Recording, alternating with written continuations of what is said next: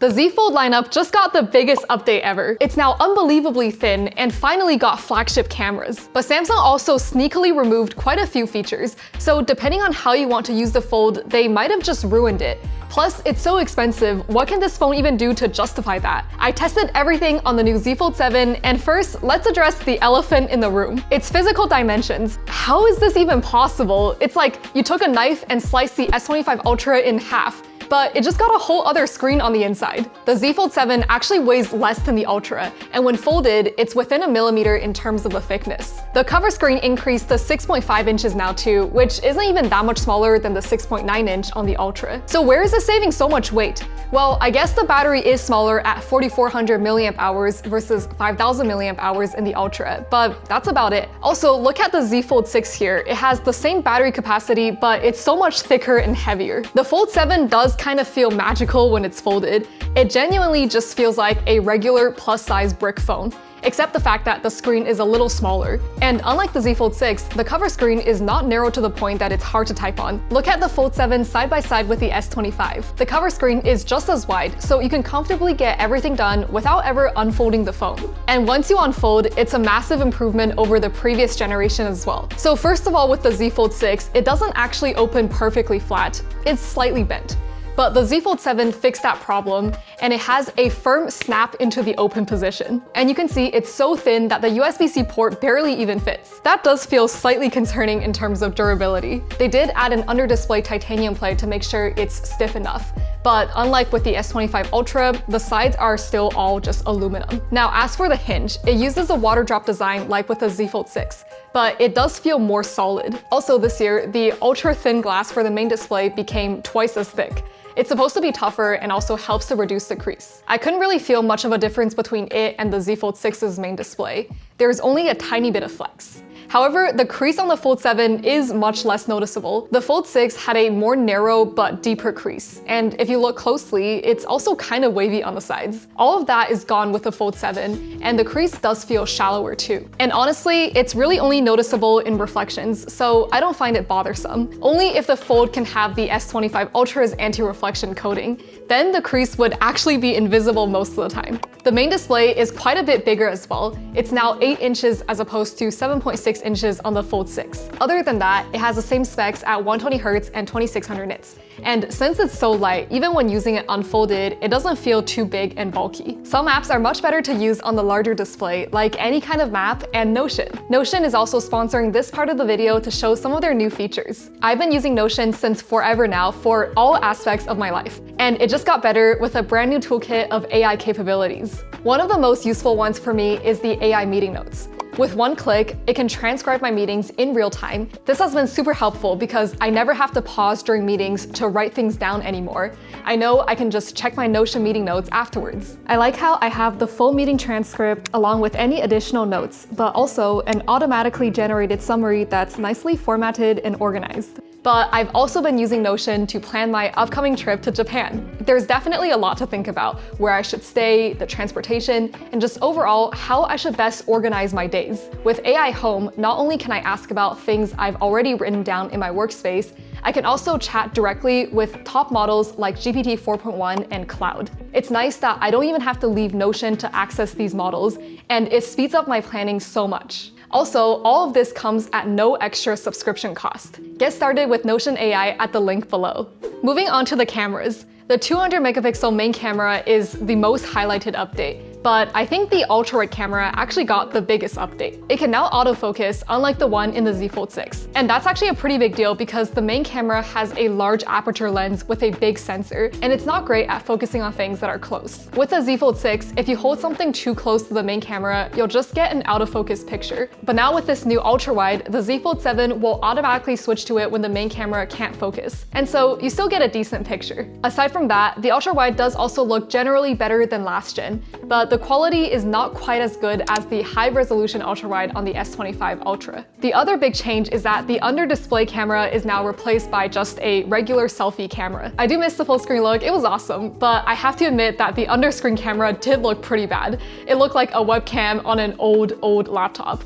It's serviceable, but those video calls probably look pretty bad. The new 10 megapixel selfie camera on the main display looks so much better. And it's actually different from most other selfie cameras, including the one on the cover screen, because it's much wider than usual. It's great for group selfies, and unlike with the Z Flip 7, I do see the selfie cameras on the Fold being used often. Because with the Z Flip 7, it's so easy to get the main camera preview on the cover screen, you just double press.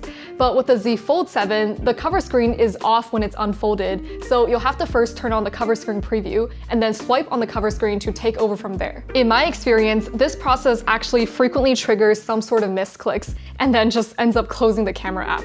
So it's not the most fast or quick to take a selfie with the main cameras. Now, the 200 megapixel main camera shared with the S25 Ultra is unsurprisingly pretty good. It's not really because it has 200 megapixels. You probably won't use all those pixels very often. But regardless, it's a pretty big sensor with a large aperture lens that allows you to capture a lot of light. So low light photos look good, and the processing in general is nearly identical to the S25 Ultra. I also tested the Z Fold 7's camera at the zoo, and in general, the photos and videos look great. The capybara just looks so peaceful.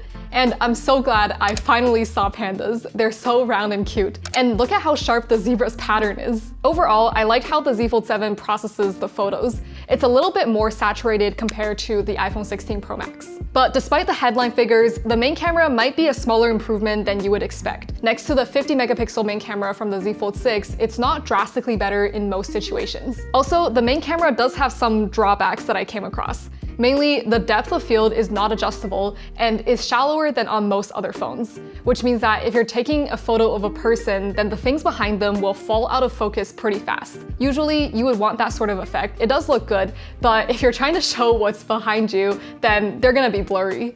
You can see in this picture with me and the zebras, they're pretty blurry. In this type of situation with a normal camera, you would just step down the aperture, but you can't do that on a phone. So I guess you'll just have to switch to one of the other two selfie cameras.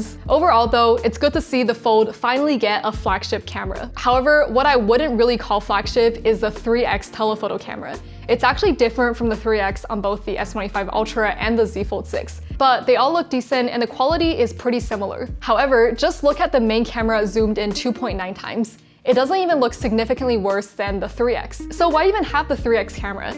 I think making it 5x would be a much better choice here. It would give the phone so much more coverage. And when you go to places like a concert or the zoo, a 5x is just more useful. The Panda definitely looks better in the iPhone's 5x telephoto here. In recent years, most flagship phones are equipped with a 5x telephoto camera. Hardware aside, another big improvement is the Z Fold 7 can take log videos. With some post-processing, you can get better looking footage that doesn't look like it came out of a phone. And with a cover screen preview, it's super easy to film videos with the main camera. It's great for vlogging and making better looking TikToks. I'm actually starting to film in log on phones instead of a camera for my YouTube shorts and TikToks. Follow me on there for more fun videos. The Fold also really stands out in terms of the camera software. It has quite a few additional features. First is the shots preview. You can see the photos right after taking them, so you know if you got a good shot right away. Also, if you're taking pictures of someone else, you can enable the cover screen preview and they'll be able to see themselves and pose better. And in general, Samsung's camera software has gotten a lot better. There's some very adjustable filters. The Pro Video mode is great too if you want to control things like the shutter speed. So far, it looks like an amazing upgrade, but to be that much thinner and lighter, they did get rid of a few things, and that could make it the worst update for some people. I still can't believe they got rid of S Pen support. If you enjoy using the older Folds like a little notepad, well, you can't really do that anymore. I guess you can still use your finger or just type your notes. And that's not the only thing they removed. Of course, there's no more under-display camera, and there's also no more vapor chamber. If you see my Z Flip 7 review right here, it did not look good for the Flip once the vapor chamber was gone. So I was worried about the Fold, but the result turned out pretty different. So the Z Fold 7 still has the flagship processor shared with the S25 Ultra, the Snapdragon 8 Elite. And even without a vapor chamber, it held up really well. In a 20-minute stress test, it even ended with a higher score than the S25 Ultra. Wait, how is that even possible? The Ultra has a bigger vapor chamber, no screen on the back, and just more area to dissipate the heat. Well, I think Samsung has retuned the chip here. If you look at the highest score in the beginning of the benchmark, the Fold is 10% slower than the Ultra. But with this lower power limit, it allows the Fold to keep up with the Ultra in longer gaming sessions, which is very impressive. And for some quick, intense tasks, the Fold also gets less hot while doing them. So this is the first time I'm glad a company made their phone slightly slower. The 8 Elite is already so fast that you can't really feel the 10% peak performance loss. results, but you can definitely feel the heat when playing some pretty demanding games. However, because it's a fold, you can just hold the other side. You can see the heat doesn't really get past the hinge. And this slightly held back processor also produces some insane battery life results. The battery size did not increase, and despite having a bigger screen than the Z Fold 6, it was about 12% more efficient in a video playback test that lasted over 10 hours. After first running a benchmark, both the Z Fold 6 and 7 are at 91%, while the S25 Ultra is at 90%. After another 10 hours and 10 minutes,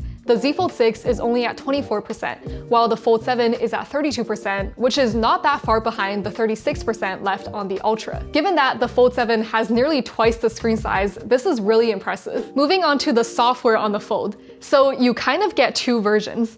On the cover screen, you get the standard software just like on the S25 Ultra and other Samsung bar phones. But when unfolded, you get some additional features that really take advantage of the larger screen. One is a taskbar, which makes switching to different apps and making split screen configurations much easier. Honestly, I think the taskbar should be on regular bar phones too. The Chrome app also gives you tabs, which is super useful. I can jump between different pages just like I can on a desktop. And the Z Fold 7 ships with One UI 8, which also added some pretty nice features. My favorite is this 95:5 split screen ratio, where if you tap the 5% screen, it will instantly jump to become the larger one. When I was at the zoo, I found it super useful to keep the map open on the side while I took photos, and I could still have 95% of the large screen as my viewfinder. But I did find this bug where the smaller app seems to relaunch once you tap on it. Like here, you can see I had my navigation going, but after taking a picture, the navigation was gone, so it seems like the app was relaunched. Another new One UI 8 feature is the before and after side-by-side when you're using the generative AI editing tools.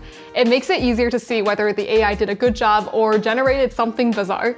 And you can even zoom in and move around the photos in sync. The Samsung Photos app gives you a lot of editing features.